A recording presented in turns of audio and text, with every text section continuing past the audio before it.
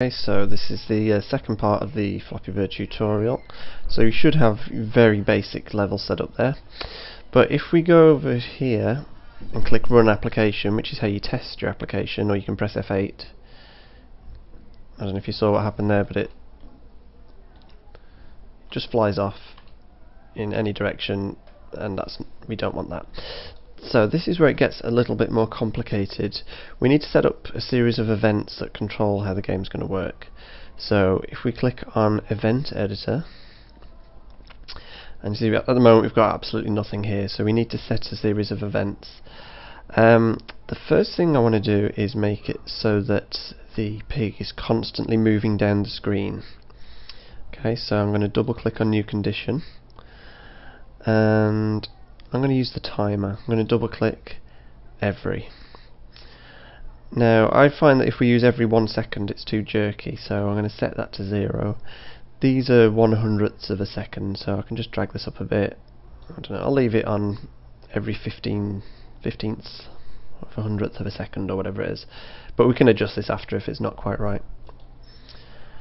And now I'm going to go over to this pig section, and I'm going to double click underneath it, and we're going to go Insert Action.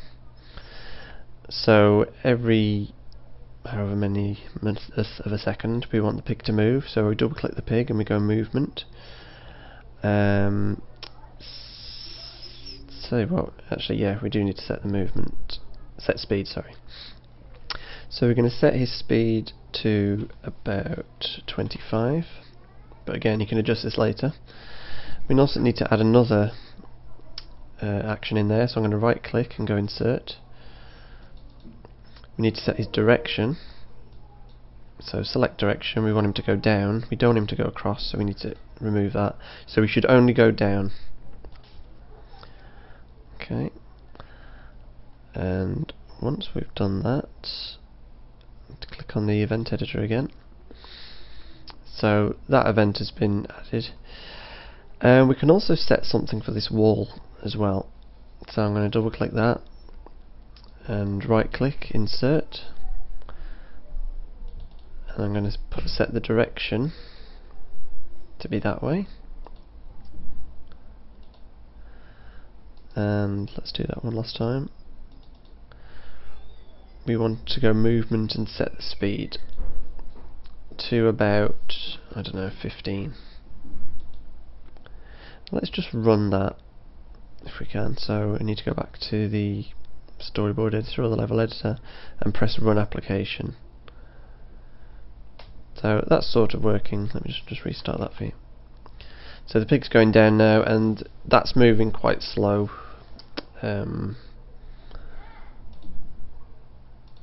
So we need to go back to the event editor.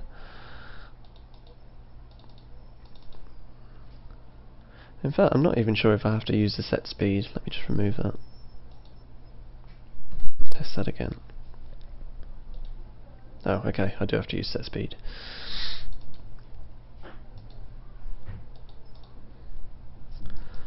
So Insert, Movement, set speed. I'll set it to 30. Might be a bit fast, but yeah, that's reasonable.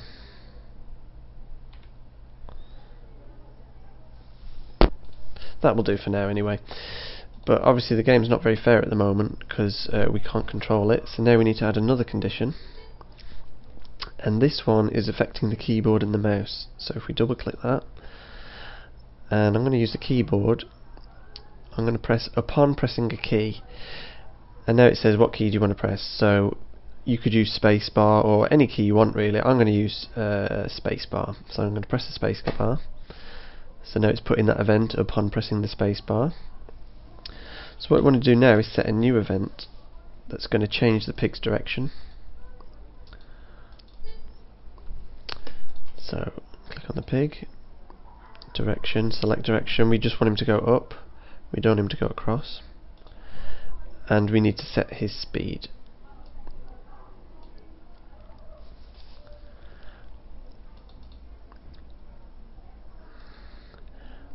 we're going to have to probably experiment with this speed, but for now I'm going to do what? Let's say 200. And if it's too fast, we can test it later. That's actually working quite well.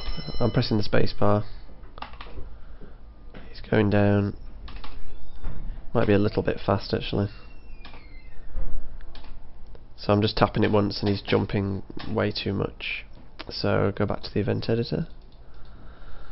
So I could probably knock that down to maybe 100.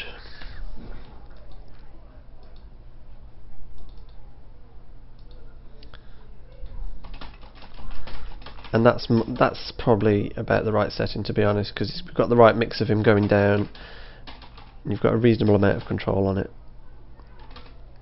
And that's working pretty well. Now there's one last event we need to set up. We need to set up a collision between the pig and the wall. So if we double click on there, I'm going to click on the pig and go to collision with another object. I'm going to click on the wall. So basically whenever the pig hits the wall we want the level to end. So to do that, if I can find it, it's this chessboard thing here. It says storyboard control, and we want it to end the level. Incidentally, to insert actions you don't always have to double click, you can also right click, which might be easier in this case. And you can see we've got different things like restart or end the whole thing. I'm going to go restart current frame. And also I want it so if the pig leaves the level, if he drops off the floor, the game also ends. So I'm going to double click on the pig and we're going to go direction, compare direction of pig. Actually, sorry, no, that's wrong. Position, test position of pig.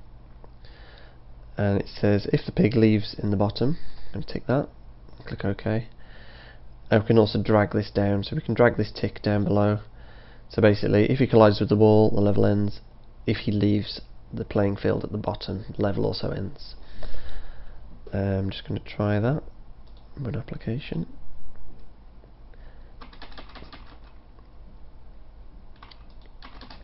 So you can see that's working. He's leaving at the bottom and it's just quitting the game. But if I use spacebar, I can get over that. And if I collide with the wall, it also ends, which is good, which is what we want. But it's not very challenging at the moment because we've only got one of these objects. We can set up events to sort of create these every so many seconds, but for the time being I'm not going to do that. That's probably a little bit complicated way of doing it. What I want to do is go back to the storyboard editor, and you see over here we've got our window size. I'm actually going to increase the size of the level, so 640 is the width. I'm going to put an 8 in front of that, so it's now 8640 by 480. So let's double click on that. So now if you scroll along you should see that this just sort of goes on near enough forever. You don't have to worry about your blue extending because this little dashed line here is where the level ends anyway. So what we can now do is we can drag these walls over here and we can have one on top of the other. You don't want them too close together because you're going to make it very difficult unless that's what you want to do.